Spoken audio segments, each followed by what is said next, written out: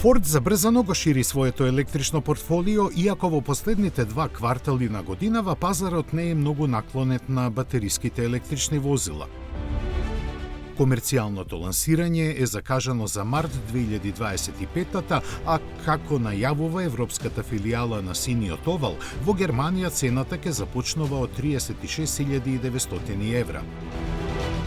Вешто се избегнува информацијата за големината на батеријата, но се ветува стандардна потрошувачка од 13,1 киловат-часови на 100 километри, што би требало да овозможи домет од речиси 380 километри.